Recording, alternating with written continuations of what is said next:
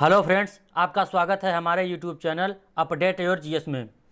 दोस्तों, आज का हमारा सब्जेक्ट है भारतीय संविधान एवं राज्य व्यवस्था और इस सब्जेक्ट का हमारा दूसरा चैप्टर है। दोस्तों, दूसरा चैप्टर है भारतीय संविधान की विकास यात्रा यानी the journey of Indian constitution. दोस्तों, इस चैप्टर से जितने भी प्रश्न बने हैं अभी तक और जितने भी प्रश्न बन सकते हैं उन सभी प्रश्नों को आज के इस वीडियो में हम डिस्कस करेंगे। तो दोस्तों, हमारे साथ वीडियो के लास्ट समय तक बने रहिए, जिससे हमारे सभी प्रश्नों को आप देख सकें और उनके आंसर को जान सकें, क्योंकि यह वीडियो दोस्तों उन परीक्षार्थियों के लिए महत्वपूर्ण है जो IAS, PCS, UP triple SC, lower PCS, SSC, UPSI इत्यादि वनडे एग्जाम के लिए प्रिपेयर कर रहे हैं। तो चलिए दोस्तों, इस चैप्टर के पहले प्रश्न की ओर चलते हैं। तो दोस्तों, हम पहले प्रश्न की ओर चलने से पहले हम आपको बताना चाहते हैं कि इस चैप्टर में किस टाइप के प्रश्न बने हुए हैं। तो आप यहाँ पे देख सकते हैं कि regulating act, Pitt's India act, आगे चलते हैं तो अधिनियम जितने भी अधिनियम हैं इस चैप्टर में हम डिस्कस करेंगे। और आगे चलते हैं दोस्तों, इस वीडियो में सभी प्रश्न एकदम बहुत ही महत्वपूर्ण प्रश्न शामिल किए गए हैं, जैसे भारतीय परिषद अधिनियम, भारत शासन अधिनियम, मार्ले मिंटो सुधार, ऐसे ही प्रश्न इन चैप्टर में क्लियर किए गए हैं। ठीक है दोस्तों। तो दोस्तों, इस चैप्टर के हम पहले प्रश्न की ओर चलते हैं। वीडियो को लास्ट समय तक जरूर देखिए दोस्तों। हमारा पहला प्रश्न है, थोड़ा सा वीडियो, हाँ दोस्तों, हमारा पहला प्रश्न है भारतीय संविधान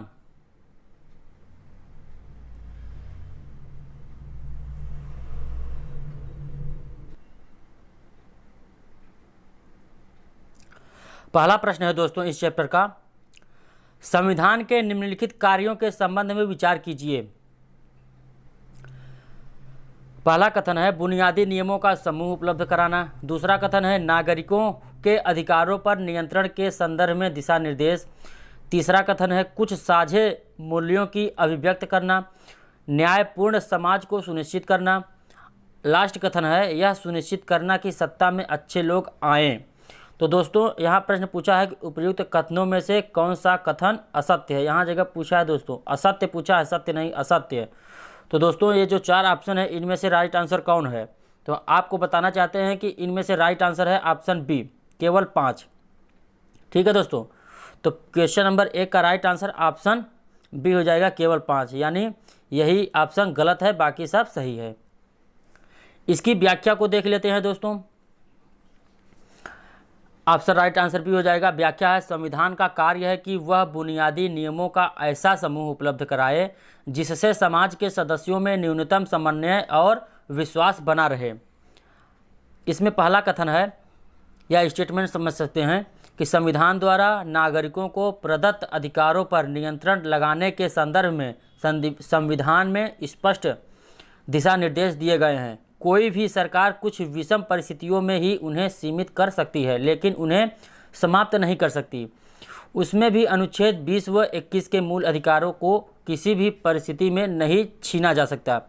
साझे मूल्य, स्वतंत्रता, बंधुता व धार्मिक राजनीतिक स्वतंत्रताएं हमें संविधान के द्वारा प्राप्त हैं।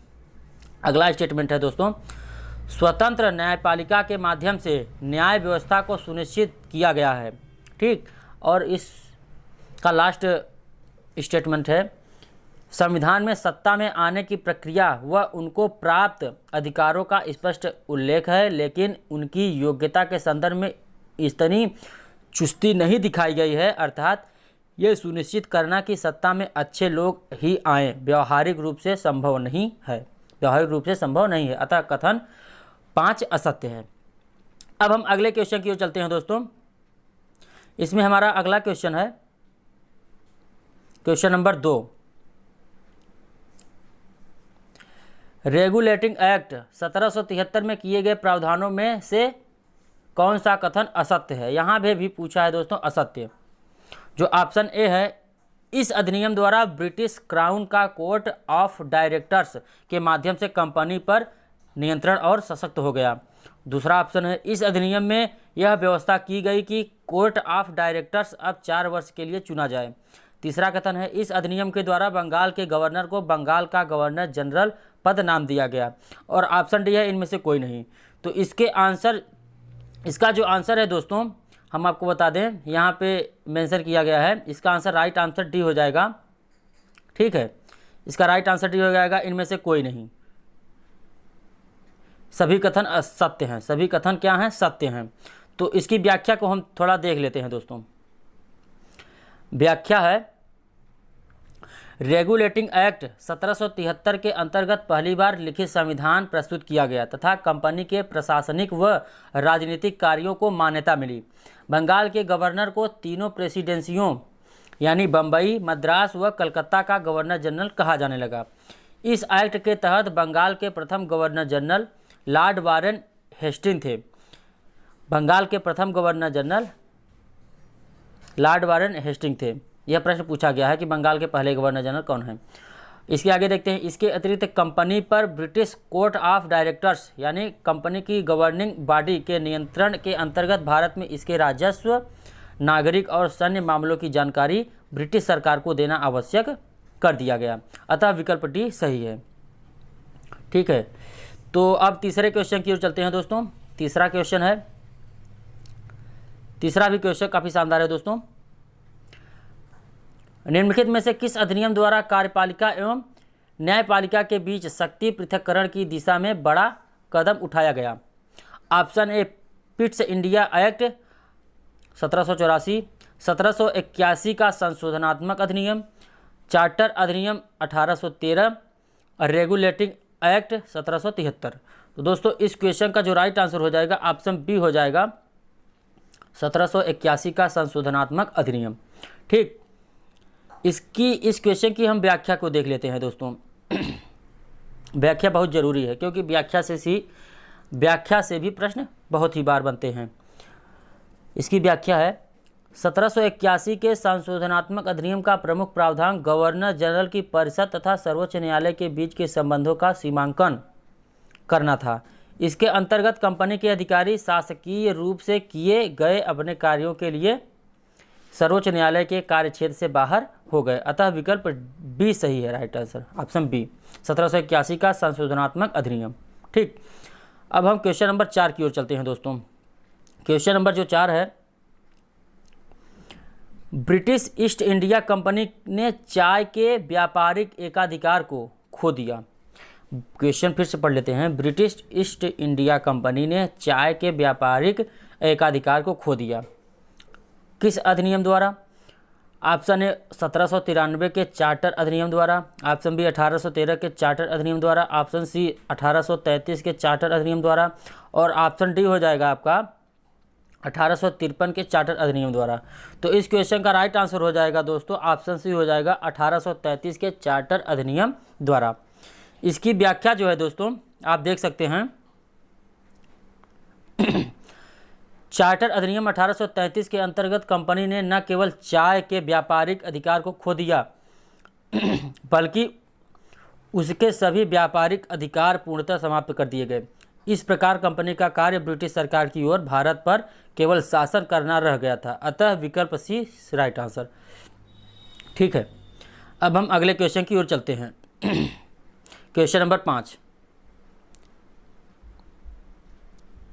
क्वेश्चन नंबर 5 दोस्तों बहुत ही शानदार प्रश्न है, यहाँ पे आप देख सकते हैं।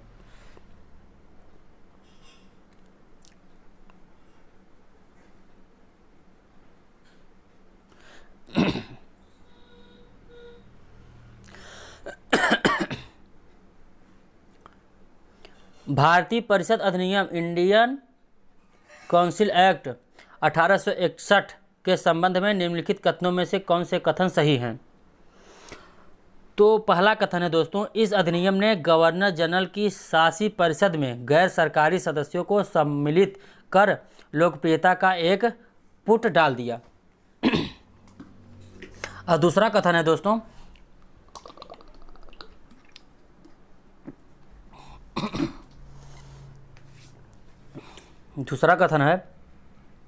सदस्यों को नाम निर्दिष्ट किया जाता था तथा उनके कार्यों को अनन्य रूप से अन्य विधायी प्रस्तावों के विचार तक सीमित कर दिया गया था, जो गवर्नर जनरल द्वारा इसके समक्ष रखे जाते थे। और तीसरा कथन है, गवर्नर जनरल के पास प्रभावी विधायी शक्ति नहीं थी। तो नीचे दिए गए कूट का प्रयोग कर सही उत्तर को चुनिए। तो आपको बता दें दोस्तों, क्वेश्चन नंबर 5 का राइट आंसर ऑप्शन ए हो जाएगा, केवल 1 और 2, यानी क्वेश्चन नंबर 5 का ऑप्शन ए और 2 कथन, पहला और दूसरा कथन सही है और तीसरा कथन गलत है। ठीक है, ऑप्शन ए राइट आंसर, 1 और 2। इसकी व्याख्या को देख लेते हैं दोस्तों। इसकी व्याख्या है, भारतीय परिषद अधिनियम 1861 भारत के संवैधानिक इतिहास में महत्वपूर्ण घटना है, क्योंकि इसके द्वारा भारत सरकार की मंत्रिमंडलीय व्यवस्था की नींव रखी गई। इसके प्रमुख प्रावधान निम्नलिखित हैं। पहला है, वायसराय की विधान परिषद में न्यूनतम 6 और अधिकतम 12 अतिरिक्त मनोनीत सदस्यों का प्रावधान किया गया था, जिसमें से कम आधे सदस्यों का गैर सरकारी होना आवश्यक था, किंतु इनकी शक्तियां विधि निर्माण तक ही सीमित होती थी। अतः कथन 1 सही है। अब दूसरा चलते हैं दोस्तों, दूसरे कथन की ओर। वायसराय को विधानसभा में भारतीयों के नाम निर्दिष्ट करने की शक्ति प्रदान की गई। यह राज्य सचिव के नियंत्रण तथा निरीक्षण में कार्य करती थी। अतः कथन 2 सही है। अब अगले कथन की ओर चलते हैं, कथन 3। इस अधिनियम के परिणाम स्वरूप वायसराय को आवश्यक नियम एवं आदेश जारी करने की शक्ति प्रदान की गई, जिससे वायसराय यानी गवर्नर जनरल को असीमित अधिकार मिल गए थे। अतः कथन 3 गलत है। अगला कथन है दोस्तों, इन आदेशों के तहत लॉर्ड कैनिंग ने भारतीय शासन में पहली बार संविभागीय प्रणाली की शुरुआत की। ठीक है, इस तरह से इस क्वेश्चन का राइट आंसर ऑप्शन ए हो गया, केवल 1 और 2, तीसरा कथन गलत है। अब हम अगले क्वेश्चन की ओर चलते हैं दोस्तों। क्वेश्चन नंबर है 6। निम्नलिखित में से किस अधिनियम ने पहली बार गवर्नर जनरल की कार्यकारिणी परिषद में निश्चित अतिरिक्त और गैर सरकारी सदस्यों का अंतर्वेशन मुहैया करवाया? भारतीय परिषद अधिनियम 1861, भारतीय शासन अधिनियम 1919, भारतीय शासन अधिनियम 1858, ऑप्शन डी पार्लियामेंट्री सुधार 1919। तो दोस्तों इस क्वेश्चन का राइट आंसर ऑप्शन ए हो जाएगा, भारतीय परिषद अधिनियम 1861। इसकी व्याख्या को देख लेते हैं दोस्तों, क्लियर हो जाएगा। इसकी व्याख्या है कि भारतीय परिषद अधिनियम 1861 द्वारा भारत सरकार की मंत्रिमंडलीय व्यवस्था की नींव रखी गई। इस अधिनियम के प्रावधान निम्नलिखित हैं। पहला है, कार्यकारी परिषद के सदस्यों की संख्या 4 से बढ़ाकर 5 कर दी गई। ठीक, उसके आगे है दोस्तों, उसके आगे है, वायसराय की विधायी परिषद में न्यूनतम 6 और अधिकतम 12 अतिरिक्त मनोनीत सदस्यों का प्रावधान किया गया था।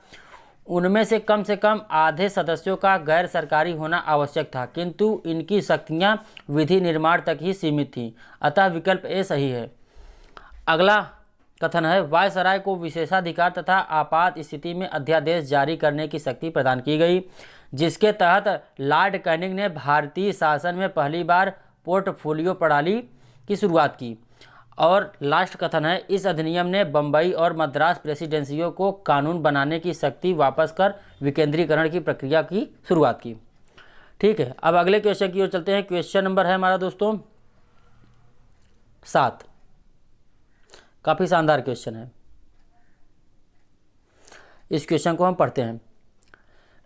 भारत शासन अधिनियम 1858 के संबंध में निम्नलिखित कथनों में से कौन से सही हैं?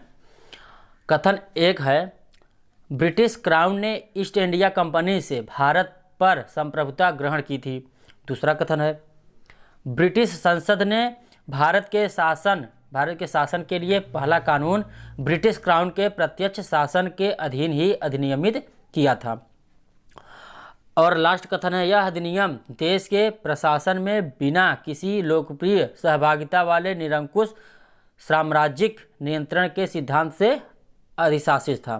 ठीक है दोस्तों, इसका राइट आंसर हो जाएगा, पहली बात तो इसमें कूट का आंसर देना है, कूट से नीचे दिए गए कूट का प्रयोग कर सही उत्तर चुनिए। यहाँ पे सही पूछा है तो ऑप्शन सी, यानी तीनों कथन सही है दोस्तों। ठीक, इसकी व्याख्या है, इस क्वेश्चन की व्याख्या को देख लेते हैं हम लोग। भारत सरकार अधिनियम 1858 के माध्यम से भारत के शासन को कंपनी के हाथों से ब्रिटिश क्राउन को हस्तांतरित कर दिया गया। अब भारत का शासन इंग्लैंड के ब्रिटिश क्राउन के नाम से जाना जाने लगा, अतः कथन एक सही है। ठीक। दूसरा है, ब्रिटिश संसद ने भारत के शासन के लिए पहला कानून ब्रिटिश राज के अधिनियम अधिनियमित किया था। अब ब्रिटिश संसद के माध्यम से ब्रिटिश सम्राट का भारत में प्रत्यक्ष शासन स्थापित हो गया था, अतः कथन 2 सही है। अगला है कथन 1858 के अधिनियम में विधि निर्माण प्रणाली त्रुटिपूर्ण थी। वस्तुतः भारतीयों को विधानसभा में कोई भी प्रतिनिधित्व प्राप्त नहीं था। गवर्नर जनरल की परिषद ही प्रांतों के लिए विधि बनाती थी तथा प्रांतीय विधानमंडल द्वारा पारित कोई भी विधेयक गवर्नर जनरल की अनुमति के बिना अधिनियम नहीं बना सकता था। इस प्रकार यह निरंकुश साम्राज्यिक नियंत्रण द्वारा अधिशासित था, अतः कथन 3 भी सही है। ठीक है, इस तरह से तीनों कथन सही हो गए। ठीक है, अब क्वेश्चन नंबर 8 की ओर चलते हैं दोस्तों। क्वेश्चन नंबर 8 की ओर चलते हैं। क्वेश्चन नंबर 8 काफ़ी शानदार क्वेश्चन है।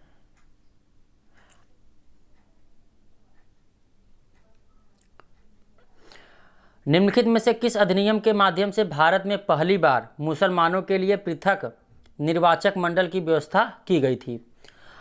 1861 का भारतीय परिषद अधिनियम, 1919 का मार्ले मिंटो सुधार, 1909 है, यहाँ है 1909 का मार्ले मिंटो सुधार, 1919 का भारत शासन अधिनियम, 1935 का भारत शासन अधिनियम।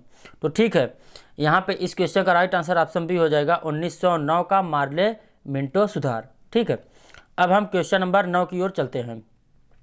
पहली बात, इस क्वेश्चन की व्याख्या को देख लेते हैं, क्योंकि व्याख्या बहुत ही महत्वपूर्ण हो जाता है। इसकी व्याख्या है, 1919 के मार्ले मिंटो सुधार अर्थात भारतीय परिषद अधिनियम 1919 से पहली बार केंद्रीय विधान परिषद हेतु मुस्लिम वर्ग के लिए पृथक निर्वाचन की व्यवस्था की गई। इसी सुधार के तहत जाति, वर्ग, धर्म आदि के आधार पर पृथक निर्वाचन प्रणाली अपनाई गई, जिसमें presidency, corporation, chamber of commerce तथा जमींदारी को पृथक प्रतिनिधित्व दिया गया। इसलिए लॉर्ड मिंटो को क्या कहा जाता है? सांप्रदायिक निर्वाचन के जनक के रूप में जाना जाता है, अतः विकल्प बी सही हो जाएगा। ठीक है, 1919 के मार्ले मिंटो सुधार, इसको क्या कहते हैं? भारतीय परिषद अधिनियम। अब हमारा क्वेश्चन नंबर आ गया क्वेश्चन नंबर 9। क्वेश्चन 9 है, निम्नलिखित में से किस अधिनियम के माध्यम से भारत में पहली बार विधान परिषद की स्थापना की गई थी? तो आपको बता दें 1853 का चार्टर अधिनियम के तहत। ठीक है, और इस क्वेश्चन की व्याख्या को देख लेते हैं।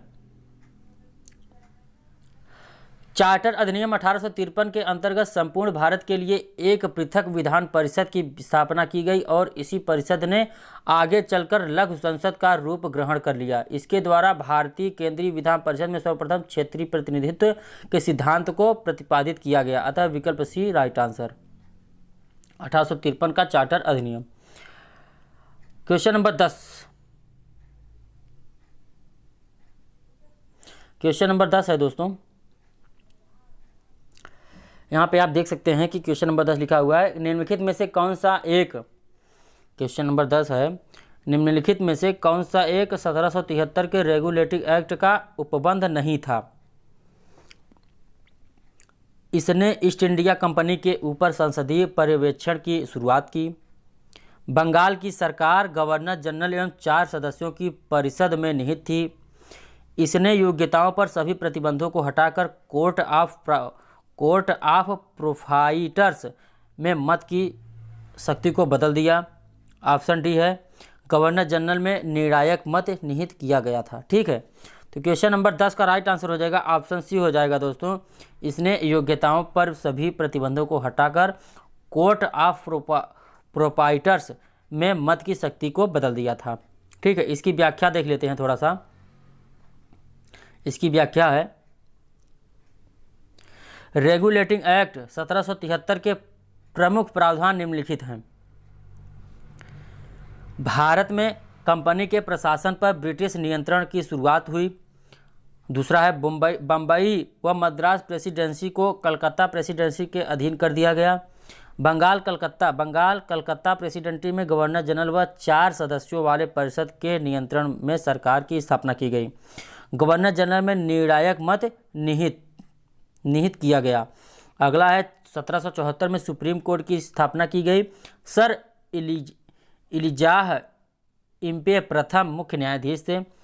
कर्मचारियों के निजी व्यापार व भारतीय लोगों से उपहार लेने पर प्रतिबंध लगा दिया गया। अगला है बंगाल के गवर्नर को तीनों प्रेसिडेंसियों का गवर्नर जनरल कहा जाने लगा। प्रथम गवर्नर जनरल वारेन हेस्टिंग थे, अर्थात विकल्प सी सही होगा। ठीक है, अब हम अगले क्वेश्चन की ओर चलते हैं। यह हमारा क्वेश्चन नंबर था 10। अब हम 11 नंबर क्वेश्चन की ओर चलेंगे। 11 नंबर क्वेश्चन है दोस्तों,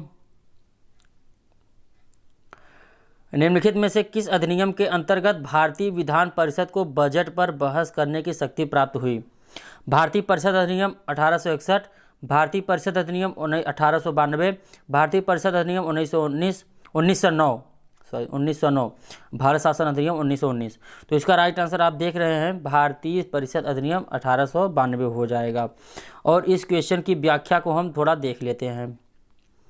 व्याख्या है, भारतीय परिषद अधिनियम 1892 ने विधान परिषद के कार्यों में वृद्धि कर उसे बजट पर बहस करने और कार्यपालिका के प्रश्नों का उत्तर देने के लिए अधिकृत किया। हालांकि परिषद के अध्यक्ष को भारतीय सदस्यों द्वारा पूछे गए किसी भी प्रश्न को स्वीकृत या अस्वीकृत करने का अधिकार प्राप्त था, अतः विकल्प बी सही हो जाएगा। नोट यहाँ पर देख लेते हैं। ब्रिटिश कालीन भारत में बजट की व्यवस्था को 1860 से शुरू किया गया था। यहाँ प्रश्न पूछा जा सकता है कि ब्रिटिश कालीन भारत में बजट की व्यवस्था कब से शुरू की गई? तो 1860 से शुरू किया गया था। ठीक है, अब हम क्वेश्चन नंबर 12 को देखेंगे। निम्नलिखित में से किस अधिनियम द्वारा सरकारी नियुक्तियों के लिए प्रतियोगी परीक्षा का विधान किया गया? तो आप यहाँ पर आंसर को देख रहे हैं कि चार्टर अधिनियम 1853 के तहत, और इसकी व्याख्या बहुत ही ज़रूरी है दोस्तों। सभी क्वेश्चनों की व्याख्या ज़्यादा ज़रूरी है, क्योंकि व्याख्या से भी प्रश्न पूछे जाते हैं। इसकी व्याख्या है, चार्टर अधिनियम 1853 के द्वारा प्रमुख सरकारी सेवाओं में नामजदगी का सिद्धांत समाप्त कर कंपनी के महत्वपूर्ण पदों को प्रतियोगी परीक्षाओं के माध्यम से भरने यहाँ लिखा हुआ है, भरने की व्यवस्था की गई तथा पहली बार सिविल सेवाओं में भारतीयों को शामिल करने का प्रावधान किया गया। इस तरह सिविल सेवा में चयनित प्रथम भारतीय होने का गौरव सत्येंद्रनाथ टैगोर को प्राप्त। विकल्प सही है, बी। पहले सिविल सेवक कौन थे? सत्येंद्रनाथ टैगोर। प्रश्न पूछा जा सकता है। अब क्वेश्चन नंबर है दोस्तों,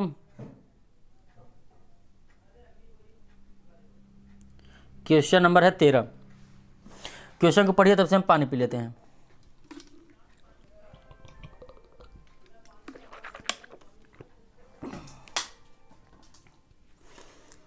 तेरह नंबर क्वेश्चन है दोस्तों,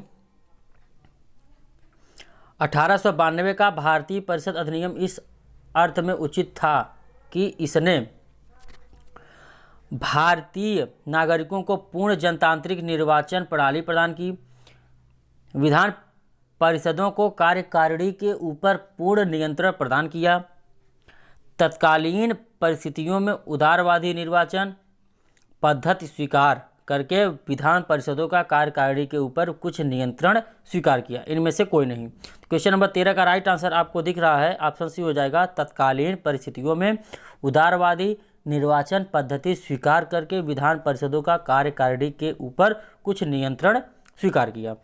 अब इस प्रश्न की व्याख्या को देख लेते हैं दोस्तों। इस प्रश्न की व्याख्या है, 1892 के भारतीय परिषद अधिनियम में केंद्रीय एवं प्रांतीय विधान परिषदों में गैर सरकारी सदस्यों की नियुक्ति के अप्रत्यक्ष एवं सीमित चुनावी प्रावधान किए गए। हालांकि इस अधिनियम में चुनाव शब्द का प्रयोग नहीं किया गया था। साथ ही परिषद के भारतीय सदस्यों को वार्षिक बजट पर बहस करने और सरकार से प्रश्न पूछने का अधिकार भी दिया गया। अतः विकल्प सी राइट आंसर हो गया। ठीक है,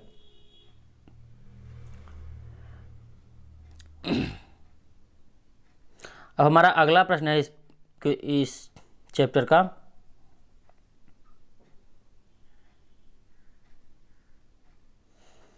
यहाँ पे आंसर दिखा हुआ है कि भारतीय विधान पालिका प्रथम बार द्विसदनी बनाई गई। कब बनाई गई दोस्तों? तो 1919 के भारत सरकार अधिनियम द्वारा बनाई गई। ठीक, इसकी व्याख्या को जरूर पढ़ना है। 1919 के भारत शासन अधिनियम द्वारा पहली बार केंद्र में द्विसदनीय व्यवस्था के साथ प्रत्यक्ष निर्वाचन की व्यवस्था भी प्रारंभ की गई। इस प्रकार भारतीय विधान परिषद के स्थान पर राज्य परिषद और केंद्रीय विधानसभा का गठन किया गया। अतः विकल्प सी सही होगा। ठीक है, अगले क्वेश्चन की ओर चलते हैं। Question number 15। यहाँ पे 15 नंबर क्वेश्चन को देख सकते हैं। 1935 के भारत शासन अधिनियम द्वारा स्थापित संघ में अवशिष्ट शक्तियाँ किसको दी गई थी? किसको दी गई थी? गवर्नर जनरल को दी गई थी। ठीक है, अब इस प्रश्न की व्याख्या को थोड़ा देख लेते हैं। 1935 के भारत शासन अधिनियम द्वारा केंद्र तथा राज्यों के मध्य शक्तियों का विभाजन तीन सूचियों के अंतर्गत यानी संघ सूची, प्रांत सूची तथा समवर्ती सूची किया गया। संघ सूची में 59 विषय, संघ सूची में कितने विषय हैं? 59 विषय। प्रांत सूची में 54 विषय और समवर्ती सूची में 36 विषय शामिल किए गए तथा अवशिष्ट शक्तियां गवर्नर जनरल में निहित की गई। अतः विकल्प सी राइट आंसर। ठीक है, यहाँ पे आप संघ सूची में भी देख सकते हैं कितने विषय हैं, प्रांत सूची में यानी राज्य सूची में और समवर्ती सूची में सभी विषय, इसे भी प्रश्न पूछे जाते हैं। अब हमारा दोस्तों क्वेश्चन नंबर 6 है।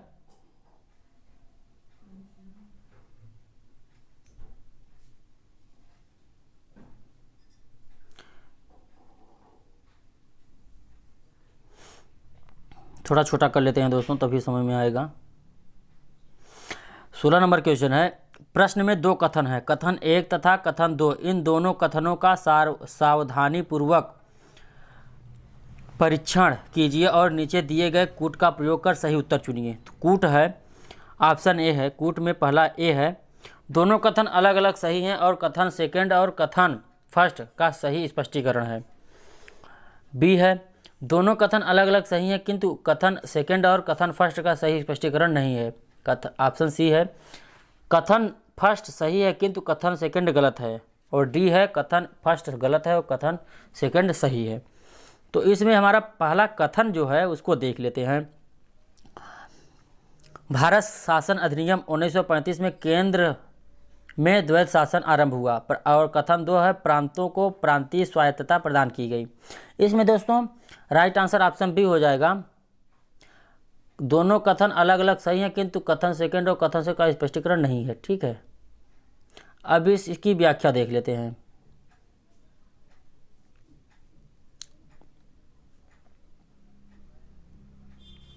भारत शासन अधिनियम 1935 में निम्नलिखित प्रावधान किए गए। अखिल भारतीय संघ की स्थापना, प्रांतों में द्वैध शासन समाप्त कर प्रांतीय स्वायत्तता का आरंभ, केंद्र में द्वैध शासन प्रणाली का आरंभ, 11 राज्यों में से 6 में द्विसदनीय व्यवस्था की शुरुआत। और अगला है दलित महिलाओं और मजदूरों के लिए निर्वाचन व्यवस्था की शुरुआत। और अगला है मताधिकार का विस्तार। तो दोस्तों यह रहा हमारी इस प्रश्न की व्याख्या क्वेश्चन नंबर 16 का। अब हम क्वेश्चन नंबर 17 की ओर चलेंगे दोस्तों, और इसकी व्याख्या और बची हुई है दोस्तों।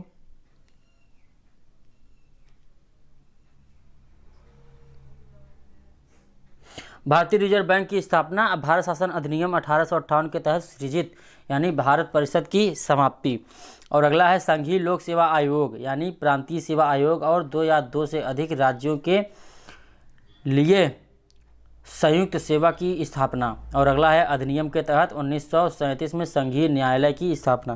विकल्प बी राइट आंसर। ठीक है दोस्तों, अब हमारा क्वेश्चन नंबर 17 है।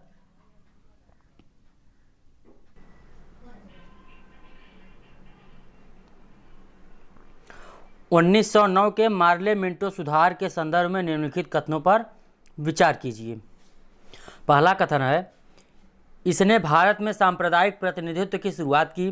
दूसरा कथन है इसने विधान परिषद के सदस्यों को बजट संबंधी प्रस्तावों को स्थानांतरित करने की अनुमति दी। तीसरा कथन है इसने जमींदारों के अलग प्रतिनिधित्व का प्रावधान किया। तो पूछा क्या है, उपयुक्त कथनों में से कौन से सही हैं? सही पूछा है दोस्तों, तो आपको बता दें ये तीनों सही हैं, यानी ऑप्शन डी राइट आंसर। ठीक है, इसकी व्याख्या देख लेते हैं दोस्तों।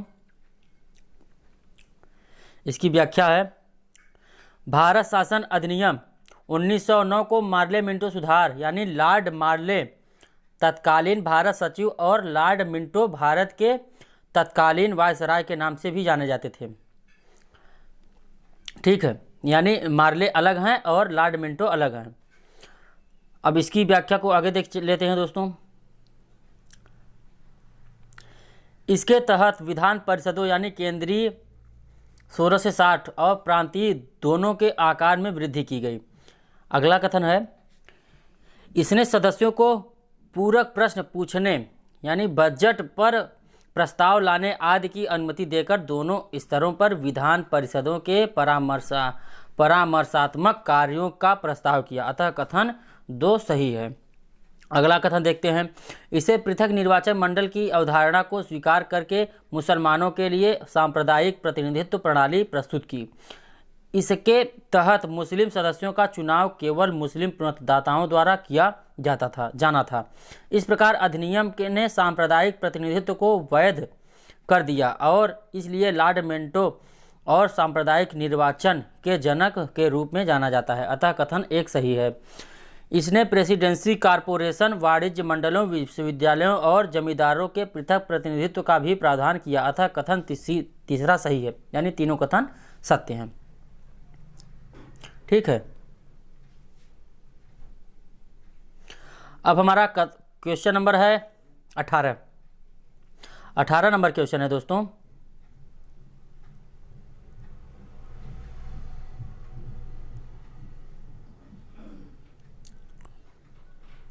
भारत में संवैधानिक विकास के संदर्भ में निम्नलिखित कथनों पर विचार कीजिए। भारत में संवैधानिक विकास के संदर्भ में निम्नलिखित कथनों पर विचार कीजिए। पहला कथन है भारतीय परिषद अधिनियम 1909 ने केंद्रीय विधान परिषदों के आधिकारिक बहुमत के प्रावधान को समाप्त कर दिया। दूसरा है भारत शासन अधिनियम 1919 ने प्रांतों में केंद्रीय नियंत्रण को कम कर दिया। इसमें जो पूछा जाना है आपको उपयुक्त कथनों में से कौन सा कथन सही है या कौन सा सही है, तो आपको बताना है दोस्तों। ऑप्शन बी हो जाएगा राइट आंसर। ठीक है, ऑप्शन इस क्वेश्चन का राइट आंसर ऑप्शन बी हो जाएगा। केवल 2 सही है, केवल 2 सही है और पहला गलत है। अब इस प्रश्न की व्याख्या को देख लेते हैं। क्वेश्चन नंबर 18 के व्याख्या को देखेंगे। भारत शासन अधिनियम 1909 यानी मार्ले मिंटो सुधार यह प्रतिनिधि सरकार शुरू करने का पहला प्रयास था। इसने प्रांतीय विधान परिषदों के आकार में वृद्धि की। इसने प्रांतों में आधिकारिक बहुमत के प्रावधान को हटाया, परंतु गैर केंद्रीय परिषद में आधिकारिक बहुमत को बरकरार रखा गया। अतः कथन 1 सही नहीं है। यहाँ से आपका क्लियर होगा कथन 1 सही नहीं है। अब अगला देखते हैं भारत शासन अधिनियम 1919 यह मॉन्टेग्यू चेम्सफोर्ड रिपोर्ट का परिणाम था। इसके द्वारा प्रांतों में द्वैध शासन, प्रांतों में केंद्रीय नियंत्रण में कमी यानी केंद्रीय विधायिका में अधिक प्रतिनिधियों की नियुक्ति की गई। अतः कथन 2 सही है। ठीक, अब अगला क्वेश्चन है क्वेश्चन नंबर 19।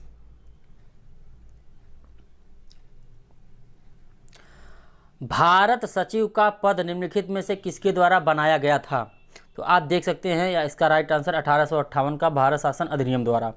ठीक है, ऑप्शन सी। और इसकी व्याख्या देख लीजिए। भारत शासन अधिनियम 1858 द्वारा नियंत्रण बोर्ड के अध्यक्ष पद को भारत सचिव के पद से प्रतिस्थापित कर दिया गया। लॉर्ड स्टैनली पहले भारत सचिव थे, अतः विकल्प सी सही है। ठीक, अब हम क्वेश्चन नंबर 20 की ओर चलते हैं। क्वेश्चन नंबर 20 है दोस्तों, निम्नलिखित कथनों पर विचार कीजिए। पहला कथन है 1861 के भारतीय परिषद अधिनियम द्वारा पहली बार भारतीय विधान परिषद में स्थानीय प्रतिनिधित्व की शुरुआत हुई। दूसरा कथन है 1833 का चार्टर अधिनियम सिविल सेवकों के चुनाव के लिए खुली प्रतियोगी प्रक्रिया आरंभ करने का एक प्रयास था। इसलिए इसमें से क्वेश्चन पूछ रहा है, इसलिए नहीं दोस्तों, इस क्वेश्चन पर पूछ रहा है कि कौन सा कथन सत्य है। तो आपका इसका कथन राइट आंसर ऑप्शन बी हो जाएगा। कथन बी यानी केवल 2 सत्य है और पहला असत्य है। और इस क्वेश्चन की व्याख्या को देख लेंगे थोड़ा एक नज़र में। पहली बार भारतीय विधान परिषद में स्थानीय प्रतिनिधित्व की शुरुआत 1853 के चार्टर अधिनियम में हुई, अतः कथन एक असत्य है। 1833 के चार्टर अधिनियम ने खुली प्रतियोगिता का प्रयास जरूर किया, लेकिन कोर्ट ऑफ डायरेक्टर्स के विरोध के कारण यह अस्वीकार हो गया, जिसे बाद में पुनः 1853 में लाया गया, अतः कथन 2 सत्य है। ठीक है दोस्तों, कथन 2 सत्य है। अब हम क्वेश्चन नंबर 21 की ओर चलेंगे। क्वेश्चन नंबर 21 है दोस्तों, आप यहां देख सकते हैं।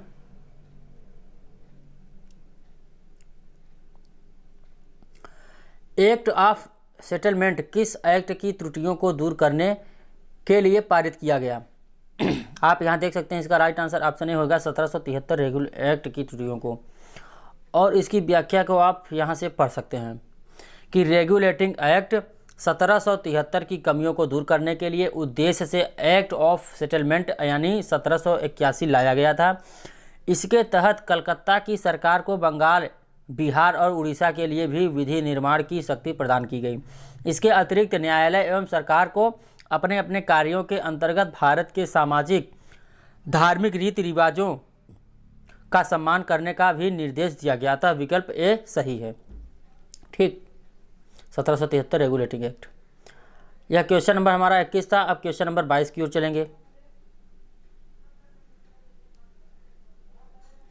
क्वेश्चन नंबर 22 है दोस्तों, भारत शासन अधिनियम 1919 द्वारा निम्न में से कौन सा या से विषय आरक्षित विषय था? तो उपयुक्त सभी, यानी सिंचाई, न्याय, वित्त, जेल, पुलिस यह आरक्षित क्षेत्र था। और इसकी हम व्याख्या देख लेते हैं। भारत शासन अधिनियम 1919 से प्रांतों में द्वैध शासन प्रणाली प्रारंभ की गई तथा प्रांतीय विषयों को पुनः 2 भागों में बांटा गया। हस्तांतरित और आरक्षित, यानी आरक्षित विषयों में शामिल थे रक्षा, विदेश मामले, वित्त, भूमि कर, अकाल सहायता, न्याय, पुलिस, पेंशन, छापा खाना, समाचार पत्र, सिंचाई, जलमार्ग, कारखाना, बिजली, गैस, श्रमिक कल्याण, औद्योगिक विवाद, मोटर गाड़ियाँ, छोटे बंदरगाह एवं सार्वजनिक सेवाएं आदि। अतः विकल्प डी सही है। ठीक है, उपयुक्त सभी।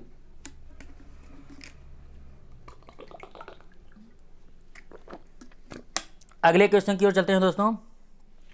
Question number 23। अब क्वेश्चन नंबर 23 को देखेंगे अच्छे से। ठीक है,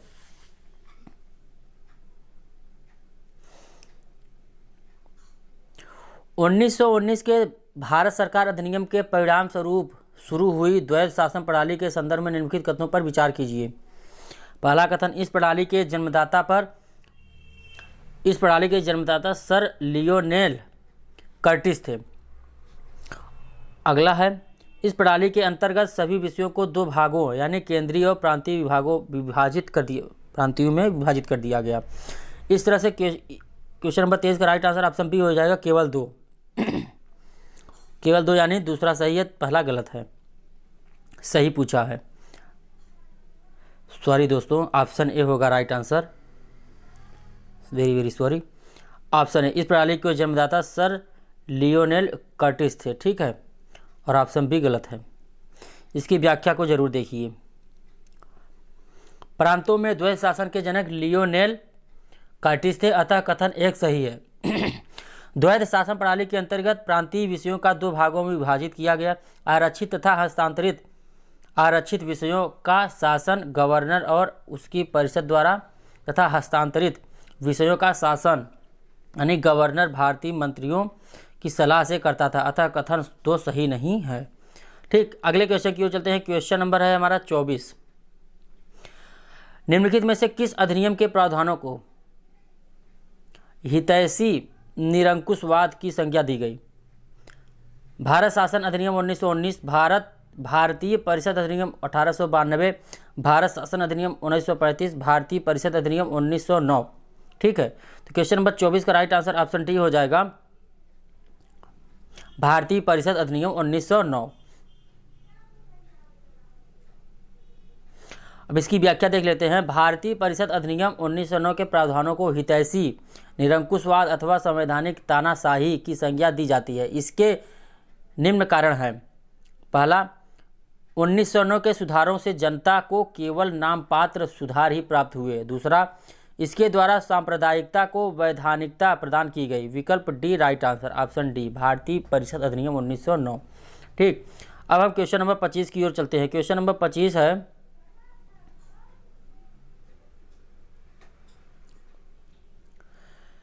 किस अधिनियम की प्रमुख विशेषता प्रांतीय स्वायत्तता थी? तो इसका राइट आंसर हम आपको बता दें, भारत शासन अधिनियम 1935 थी। ठीक है, अब इस क्वेश्चन की व्याख्या को देख लेते हैं। 1930 से 32 में संपन्न 3 गोलमेज सम्मेलनों में संवैधानिक सुधारों से संबंधित संतुतियों के फलस्वरूप भारत शासन अधिनियम 1935 अस्तित्व में आया। इसने सर्वप्रथम संघीय शासन की नींव रखी। इसकी विशेषताओं में प्रांतीय स्वायत्तता, केंद्र में द्वैध शासन की स्थापना यानी केंद्र तथा राज्य इकाइयों के मध्य शक्तियों का विभाजन प्रमुख थे। अतः विकल्प ए सही हो जाएगा। ठीक, अगले क्वेश्चन की ओर चलते हैं। क्वेश्चन नंबर 26, भारतीय शिक्षा एवं साहित्य पर प्रतिवर्ष 1 लाख खर्च करने का प्रावधान किस अधिनियम में किया गया था? तो 1813 का चार्टर एक्ट अधिनियम में किया गया था। इसकी व्याख्या को एक बार अच्छे से पढ़ेंगे तो और स्पष्ट हो जाएगा। भारत में ब्रिटिश क्षेत्र की संवैधानिक स्थिति को सर्वप्रथम स्पष्ट रूप से परिभाषित करने वाले अधिनियम 1813 के चार्टर अधिनियम के तहत भारत में शिक्षा के लिए प्रतिवर्ष 1 लाख खर्च करने का प्रावधान किया गया। इसके अतिरिक्त ईसाई मिशनरियों को धर्म प्रचार की अनुमति भी दी गई। अतः विकल्प ए सही हो जाएगा। ठीक है, क्वेश्चन नंबर अब 27 को देखेंगे। निम्नलिखित में से किस अधिनियम के तहत भारत पर शासन करने का अधिकार ईस्ट इंडिया कंपनी से लेकर ब्रिटिश क्राउन को सौंप दिया गया था? तो आपको बता दें, 1858 का भारत शासन अधिनियम के तहत। ठीक है, राइट आंसर ऑप्शन डी। इसकी व्याख्या को देखेंगे। 1857 की क्रांति के फलस्वरूप भारत शासन अधिनियम 1858 अस्तित्व में आया। इसके तहत भारतीय मामलों पर ब्रिटिश संसद का सीधा नियंत्रण स्थापित हो गया। एक नए पद यानी भारत के राज्य सचिव का सृजन किया गया, जो अपने कार्यों के लिए ब्रिटिश संसद के प्रति उत्तरदायी होता था। इस प्रकार इस कानून से भारतीय मामलों पर ब्रिटिश संसद का सीधा नियंत्रण स्थापित हो गया और मुगल सम्राट के पद को समाप्त कर दिया गया। अतः विकल्प डी राइट आंसर, 1858 का भारत शासन अधिनियम। ठीक है, अगले क्वेश्चन की ओर चलते हैं। क्वेश्चन नंबर है हमारा 28। भारतीयों को वर्ष 1947 में सार्वभौम सत्ता सौंपने की योजना निम्नलिखित में से किस नाम से जानी गई? तो दोस्तों, लॉर्ड माउंटबेटन योजना के नाम से जानी जाती है। इसकी व्याख्या को आप यहाँ पर स्पष्ट रूप से देख सकते हैं। इसकी व्याख्या को हम एक बार पढ़ देते हैं। 3 जून 1947 को प्रकाशित माउंटबेटन योजना को भारतीय स्वतंत्रता अधिनियम 1947 ने वैधानिक रूप प्रदान किया। इस योजना के प्रमुख प्रावधान निम्नलिखित थे। पहला, भारतीयों को वर्ष 1947 में सार्वभौम सत्ता सौंपना। दूसरा, भारत का विभाजन भारतीय संघ और पाकिस्तान में करना तथा दोनों के लिए पृथक संविधान का गठन करना, यानी ऑप्शन सी माउंटबेटन योजना। ठीक है, अगले क्वेश्चन की ओर चलते हैं। क्वेश्चन नंबर ये 28 हो गया। अब 29 क्वेश्चन नंबर आएगा। क्वेश्चन नंबर 29,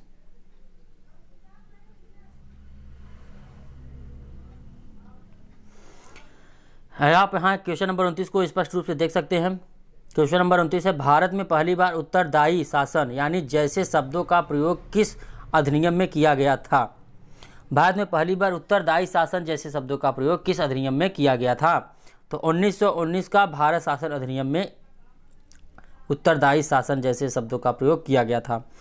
इसमें इस क्वेश्चन की व्याख्या है, भारत शासन अधिनियम 1919 मॉन्टेग्यू चेम्सफोर्ड सुधार के नाम से भी जाना जाता है। इसके अंतर्गत ब्रिटिश सरकार की नीति भारत के प्रशासन की प्रत्येक शाखा में भारतीयों की भागीदारी बढ़ाने और स्वशासन संस्थानों स्वशासन संस्थाओं का क्रमिक विकास करने की थी,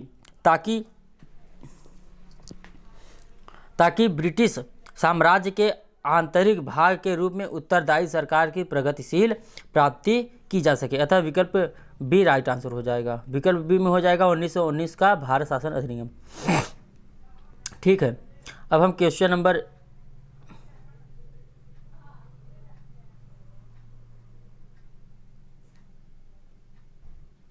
यहाँ पर इस क्वेश्चन को देखेंगे दोस्तों। क्वेश्चन बड़ा है इसलिए छोटा करना पड़ा है।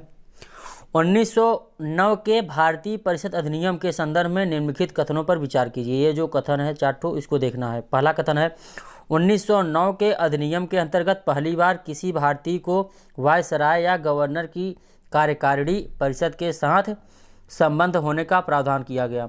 दूसरा है केंद्रीय व प्रांतीय विधान परिषदों के आकार में वृद्धि की गई। तीसरा है पहली बार विधान परिषद में चर्चा के दौरान अनुपूरक प्रश्न पूछने व बजट पर संकल्प रखने की प्रक्रिया की शुरुआत की गई। और चौथा है इसने देश में द्वैध शासन और प्रत्यक्ष चुनावों का शुभारंभ किया गया। उपयुक्त कथनों में से कौन से कथन सही हैं? तो आपको बता दें इसका राइट आंसर ऑप्शन सी हो जाएगा। पहला, दूसरा और तीसरा, यानी चौथा गलत है। ठीक, बाकी सब सही है। इस क्वेश्चन की व्याख्या को देख लेते हैं हम।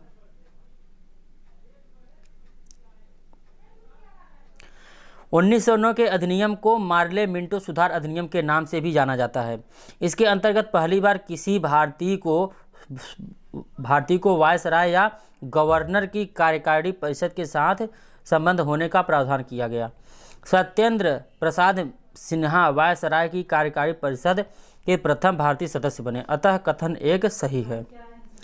दूसरा कथन है इस अधिनियम के तहत केंद्रीय व प्रांतीय विधान परिषदों के आकार में वृद्धि की गई। अतः कथन 2 सही है। तीसरा, 1909 के अधिनियम के तहत ही विधान परिषदों में चर्चा संबंधी कार्यों का दायरा बढ़ाया गया, जैसे अनुपूरक प्रश्न पूछना, बजट पर संकल्प रखना आदि। अतः कथन 3 सही है। भारत के शासन में द्वैध शासन और प्रत्यक्ष चुनावों का प्रारंभ 1919 के भारत शासन अधिनियम द्वारा शुरू किया गया था। अतः कथन 4 सही नहीं है, यानी गलत है। अब हम 31 नंबर क्वेश्चन की ओर चलते हैं। क्वेश्चन नंबर 31 है दोस्तों, भारत शासन अधिनियम 1935 के प्रचलन से संबंधित निम्नलिखित कथनों पर विचार कीजिए। पहला कथन है इसके तहत 1 अगस्त 1937 को संघीय व्यवस्था लागू कर दी गई थी। ठीक है, अब हम इसके दूसरे कथन की ओर चलते हैं। प्रांतीय स्वायत्तता लागू होने तक प्रांतीय सरकार को 1935 के अधिनियम की 9वीं सूची के संक्रमणीय प्रावधानों के अनुसार कार्य करना था। कौन सा कथन सही है? तो इसका राइट आंसर आप देख सकते हैं ऑप्शन डी हो जाएगा, न तो 1 न तो 2। अब इसकी व्याख्या को देखेंगे तो अच्छे से स्पष्ट हो जाएगा। इस क्वेश्चन की व्याख्या है भारत शासन अधिनियम को अगस्त 1935 में क्राउन की स्वीकृति मिल गई। ब्रिटिश सरकार द्वारा घोषणा हुई कि संघीय व्यवस्था के कार्यान्वित न होने पर प्रांतीय स्वायत्तता को 1 अप्रैल 1937 को लागू कर दिया जाएगा। वास्तव में संघ अस्तित्व में आया ही नहीं। अतः कथन 1 सही नहीं है। ठीक है, अब इसकी थोड़ा विशेषता को देख सकते हैं। चुनाव की कार्यविधि 3 जुलाई 1936 को आरंभ हो गई और 1 अप्रैल 1937 को प्रांतीय स्वायत्तता लागू कर दी गई। संघ की स्थापना तक केंद्रीय सरकार को 1935 के अधिनियम की 9वीं सूची के संक्रमणकालीन प्रावधानों के अनुसार कार्य करना था। अतः कथन 2 सही नहीं है, यानी दोनों कथन असत्य है। ठीक है, अब हम क्वेश्चन नंबर देखेंगे 32 को। निम्नलिखित में से किस अधिनियम ने प्रांतों में द्वैध शासन प्रारंभ किया? तो कौन सा शासन प्रारंभ किया? भारत शासन अधिनियम 1919। ठीक है दोस्तों, अब इस प्रश्न की व्याख्या को थोड़ा देख लेंगे तो और अच्छे से स्पष्ट हो जाएगा। व्याख्या है भारत शासन अधिनियम 1919 को मॉन्टेग्यू चेम्सफोर्ड सुधार के नाम से भी जाना जाता है। इसके प्रमुख प्रावधान निम्नलिखित हैं। पहला, केंद्र में द्विसदनात्मक विधायिका की स्थापना की गई। प्रथम, राज्य परिषद। दूसरा, केंद्रीय विधानसभा। दूसरा, देश में प्रत्यक्ष निर्वाचन व्यवस्था तथा प्रांतों में द्वैध शासन प्रणाली प्रारंभ की गई। अतः विकल्प ए सही है। प्रांतीय विषयों को पुनः 2 भागों में बांटा गया, आरक्षित एवं हस्तांतरित। तीसरा, विधान परिषद में 3 प्रकार के सदस्यों की व्यवस्था की गई है। पहला निर्वाचित, दूसरा मनोनीत सरकारी, तीसरा मनोनीत और गैर सरकारी। सीमित मताधिकार तथा सांप्रदायिक निर्वाचक मंडल की व्यवस्था की गई। चौथा अगला है, इसके तहत लोक सेवा आयोग का गठन किया गया। अगला है, पहली बार केंद्रीय बजट को राज्य बजट से अलग किया गया। अगला है, सांप्रदायिक आधार पर सिखों, ईसाइयों, आंग्ल भारतीयों तथा यूरोपियों के लिए भी पृथक निर्वाचन के सिद्धांत को विस्तारित किया। नोट, इस अधिनियम द्वारा पहली बार महिलाओं को मत देने का अधिकार प्रदान किया गया। और अगला नोट है, प्रांतों में द्वैध शासन के जनक लियोनेल कर्टिस थे। इसको हमने पहले ही बताया है। ठीक है, अब हम क्वेश्चन नंबर 33 को देखेंगे। ठीक है दोस्तों, क्वेश्चन नंबर 33 है, निम्नलिखित में से किस विधानमंडल ने भारतीय स्वतंत्रता अधिनियम 1947 को पारित किया गया? तो इसका राइट आंसर ऑप्शन ए हो जाएगा, ब्रिटिश संसद हो जाएगा। अब इसकी व्याख्या को हम अच्छे से देखेंगे। व्याख्या है, 18 जुलाई 1947 को ब्रिटिश संसद द्वारा भारतीय स्वतंत्रता अधिनियम पारित किया गया, अतः विकल्प ए सही है। ठीक, आगे देखते हैं। इस अधिनियम द्वारा माउंटबेटन योजना को वैधानिक रूप दिया गया। इसके अंतर्गत प्रमुख बिंदु निम्नलिखित हैं। पहला है, 15 अगस्त 1947 ईस्वी को भारत एवं पाकिस्तान नामक दो अधिराज्य भारत एवं पाकिस्तान नामक दो अधिराज्य बना दिए जाएंगे और ब्रिटिश सरकार उनको सत्ता सौंप देगी। अगला है, प्रत्येक अधिराज्य में गवर्नर जनरल होगा जिसकी नियुक्ति इंग्लैंड का सम्राट करेगा। अगला है, नए संविधान का निर्माण होने तक दोनों राज्यों का प्रशासन भारत सरकार अधिनियम 1935 के अनुसार चलाएगा। चौथा नंबर है, भारत सचिव का पद समाप्त करके उसके स्थान पर राष्ट्रमंडल के सचिव की नियुक्ति की जाएगी। अगला है, देशी रियासतों पर ब्रिटेन की संप्रभुता का अंत कर दिया गया तथा उनको भारत या पाकिस्तान किसी भी अधिराज्य में शामिल होने की स्वतंत्रता प्रदान की गई। ठीक है, तो अब हम अगले क्वेश्चन की ओर चलेंगे। क्वेश्चन नंबर है हमारा दोस्तों 34। भारतीय परिषद अधिनियम 1861 के संदर्भ में निम्नलिखित कथनों पर विचार कीजिए।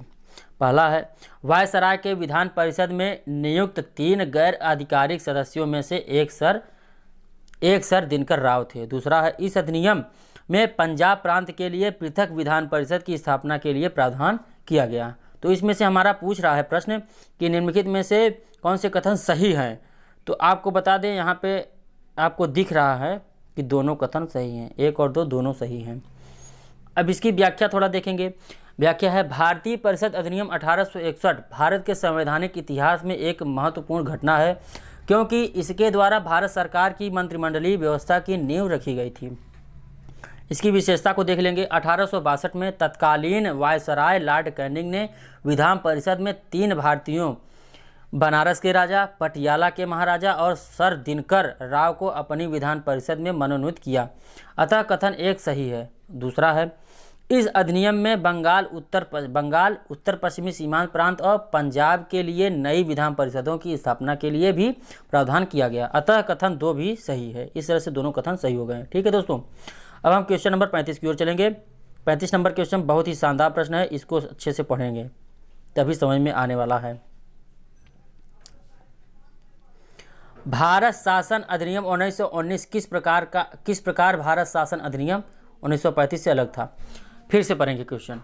भारत शासन अधिनियम 1919 किस प्रकार भारत शासन अधिनियम 1935 से अलग है? मतलब भारत शासन अधिनियम 1919 और भारत शासन अधिनियम 1935 में तुलना की गई है, किस प्रकार से अलग है। तो पहली तुलना में लिखा गया है, पहला कथन है, भारत शासन अधिनियम 1919 में सिखों, भारतीय ईसाइयों और यूरोपियों को पृथक निर्वाचन मंडल प्रदान किए गए थे, जबकि भारत शासन अधिनियम 1935 में अनुसूचित जातियों को पृथक निर्वाचन मंडल प्रदान किए गए। अगला है, भारत शासन अधिनियम 1919 में संघीय न्यायालय की स्थापना के प्रावधान किए गए थे, जबकि भारत शासन अधिनियम 1935 में एक लोक सेवा आयोग की स्थापना के लिए प्रावधान किए गए थे। ठीक है दोस्तों, तो इस तरह से नीचे दिए गए कूट का हमें आंसर देना है सही। कूट में जो सही है तो दिया है, ऑप्शन ए राइट आंसर हो जाएगा, यानी ऑप्शन ए सही हो जाएगा, ऑप्शन बी मतलब कथन ए सही हो जाएगा, कथन बी गलत हो जाएगा। ठीक है, इसकी व्याख्या जो है इसको तो अच्छे से पढ़ना ही पढ़ना है।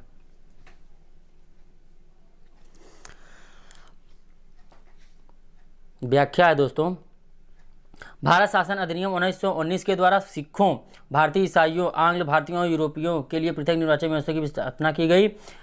प्रतिनिधित्व के सिद्धांत को विस्तार दिया गया। भारत शासन अधिनियम 1935 द्वारा दलित वर्गों यानी अनुसूचित जातियों, महिलाओं और श्रमिकों के लिए पृथक निर्वाचन की व्यवस्था की गई। अतः कथन एक सही है। आगे की ओर चलते हैं। भारत शासन अधिनियम 1919 द्वारा एक लोक सेवा आयोग की स्थापना का प्रावधान किया गया।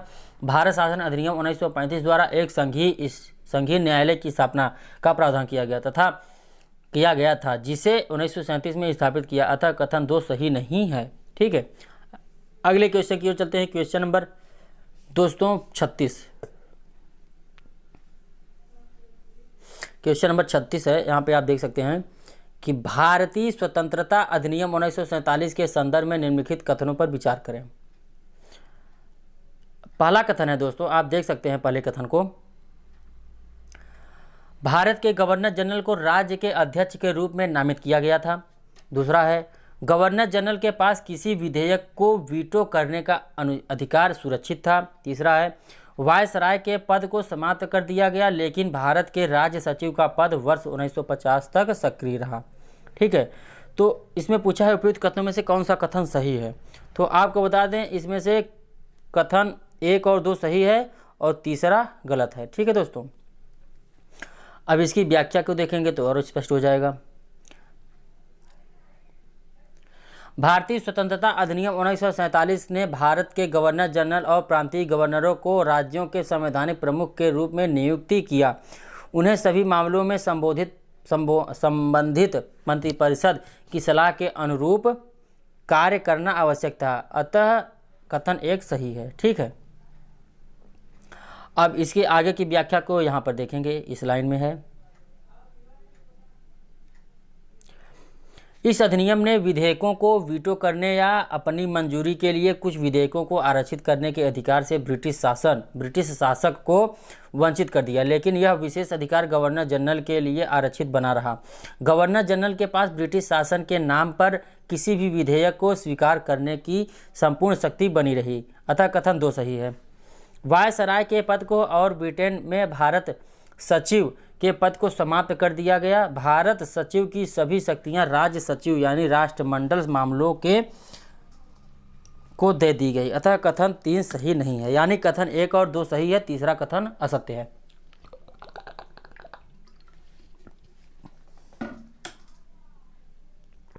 अगले क्वेश्चन की ओर चलते हैं दोस्तों। Question number 37।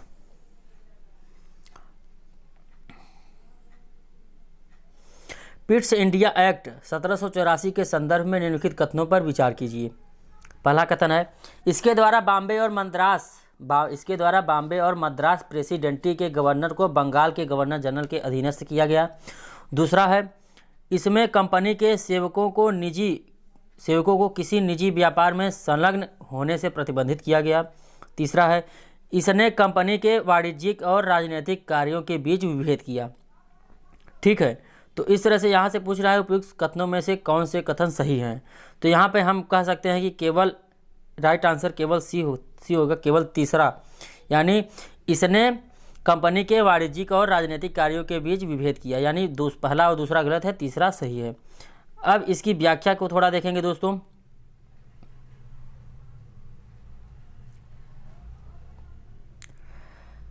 व्याख्या है, पिट्स इंडिया एक्ट 1784 इसने कंपनी के वाणिज्यिक और राजनीतिक कार्यों का पृथक्करण किया। अतः कथन 3 सही है।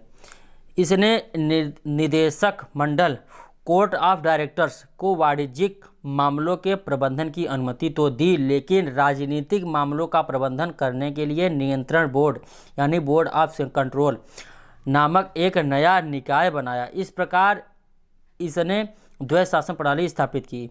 ठीक है, इसने ब्रिटिश नियंत्रण भारत में सभी नागरिक यानी सैन्य व राजस्व गतिविधियों के अधीक्षण और निर्देशन के लिए नियंत्रण बोर्ड को सशक्त बनाया। अगला है, गवर्नर जनरल की परिषद की सदस्य संख्या 4 से घटाकर 3 कर दी गई। अगला है बंगाल के गवर्नर को तीनों प्रेसिडेंसियों यानी बम्बई, मद्रास एवं बंगाल का गवर्नर जनरल बनाना एवं कंपनी के कर्मचारियों को निजी व्यापार व भारतीय लोगों से उपहार रिश्वत लेने पर प्रतिबंध लगाने संबंधी प्रावधान रेगुलेटिंग एक्ट 1773 में शामिल किए गए। अतः कथन 1 व 2 सही नहीं है। ठीक है, पहला और दूसरा गलत है, तीसरा सही है। अब हम क्वेश्चन नंबर 38 की बात करेंगे दोस्तों। क्वेश्चन नंबर 38 है, निम्नलिखित कथनों पर विचार कीजिए। पहला कथन है, इस अधिनियम के अंतर्गत पहली बार किसी भारतीय को वायसराय और गवर्नर की कार्यकारी परिषद में शामिल करने का प्रावधान किया गया।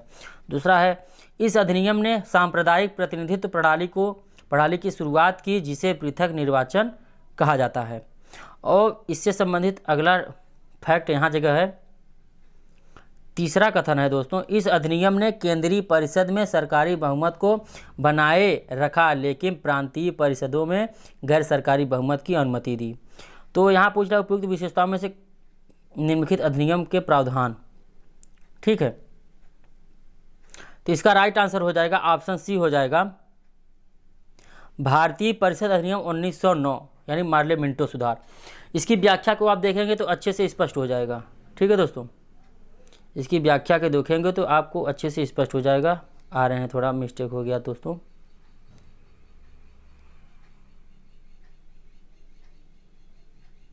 अड़तीस नंबर क्वेश्चन था।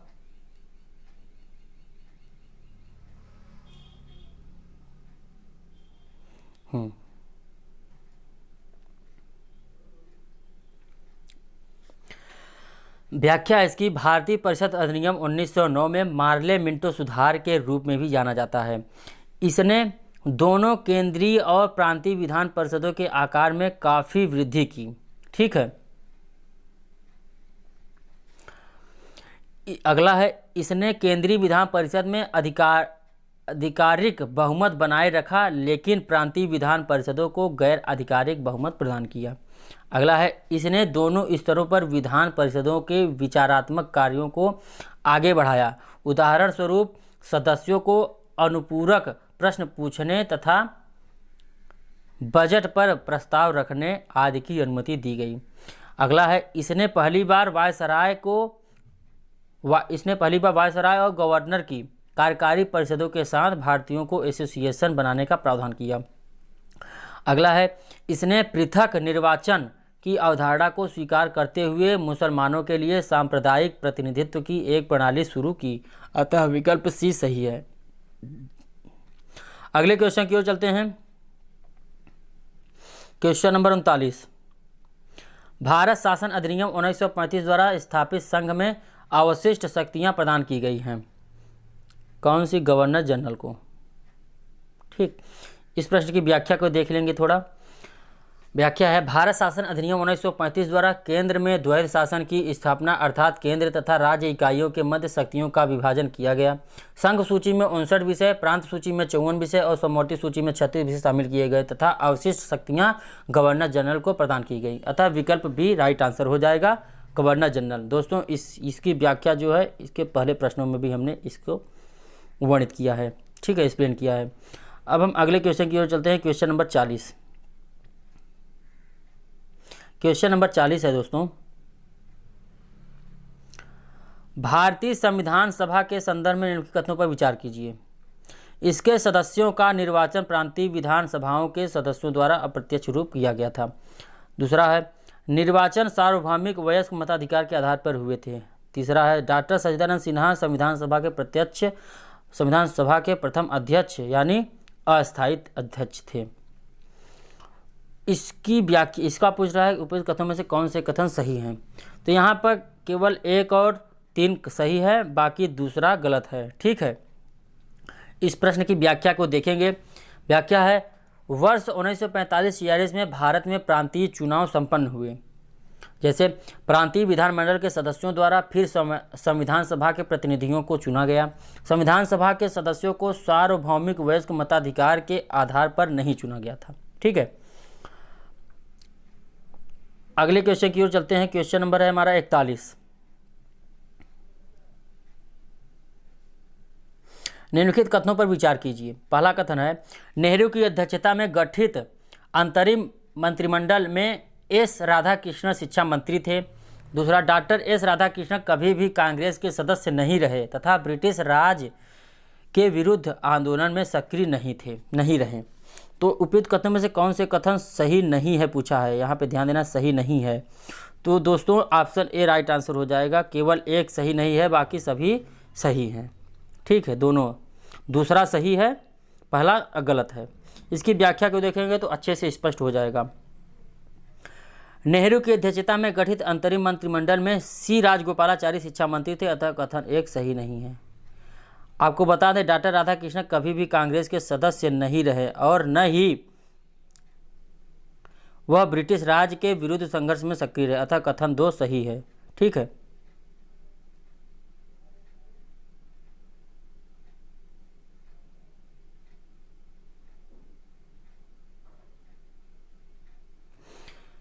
सी राजगोपाला शिक्षा मंत्री थे दोस्तों, एस राधाकृष्णन शिक्षा मंत्री नहीं थे। यहाँ पे आपको स्पष्ट हो गया। अगला है, राधाकृष्णन सदैव भारतीय संस्कृति और दर्शन के विकास हेतु प्रयासरत रहे। राधाकृष्णन ने यूनेस्को में भारत का प्रतिनिधित्व किया तथा रूस में भारत के राजदूत रहे। बाद में वह भारत के प्रथम उपराष्ट्रपति तथा दूसरे राष्ट्रपति भी बने। डॉक्टर राधाकृष्णन के सम्मान में प्रतिवर्ष 5 सितंबर को शिक्षक दिवस के रूप में मनाया जाता है। इससे संबंधित हमने एक वीडियो बनाया था, वहाँ आपको हमारे चैनल पे मिल जाएगा। तो दोस्तों वीडियो कैसा लगा कमेंट में ज़रूर बताइएगा, और वीडियो को पूरा देखने के लिए बहुत बहुत धन्यवाद दोस्तों। कमेंट में ज़रूर बताइएगा दोस्तों कि वीडियो इसके क्वेश्चन कैसे थे। तो दोस्तों अगले वीडियो में हम मिलेंगे हिस्ट्री, भारतीय इतिहास एवं कला संस्कृति के पहले चैप्टर पर हम बात करेंगे। ठीक है दोस्तों, तो थैंक्स फॉर वॉचिंग दोस्तों।